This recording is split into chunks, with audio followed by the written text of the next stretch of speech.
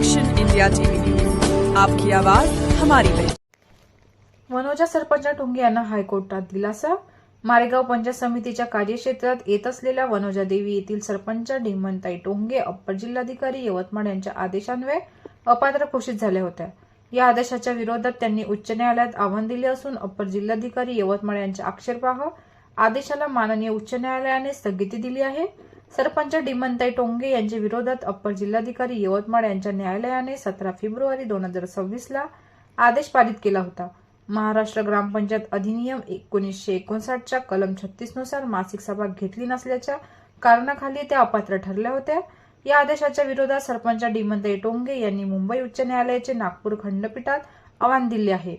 माहे फेब्रुवारी 2023 ला या महिन्यात ग्रामपंचायतीच्या मासिक बैठका प्रत्यक्षात झाल्या होत्या। कायद्याच्या कलम 36 अंतर्गत कार्यवाही सुरू करताना याचिकाकर्त्यांना अशा कोणत्याही आरोपाची नोटीस देण्यात आली नव्हती। माननीय उच्च न्यायालयात दाखल याचिकेत असे मुद्दे नमूद करण्यात आले आहे।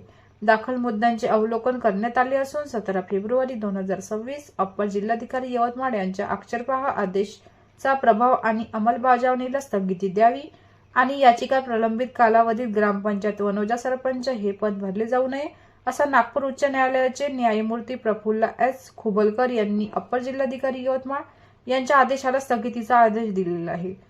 त्यामुळे ढीमनताई टोंगे यांना सरपंचपदी राहण्याचा दिलासा मिळालेला आहे। या प्रकरणात याचिकाकर्त्यांसाठी नागपूर उच्च न्यायालयाचे खासगी वकील श्री एस ढोरे यांनी तर प्रतिवादीसाठी क्रमांक राज्यासाठी श्री HR दिनामाले यांनी महत्वाची भूमिका पार पाडली आहे। मुख्य संपादक विनोद मावरेसह माडी सर्कल प्रतिनिधी नयन खाडे।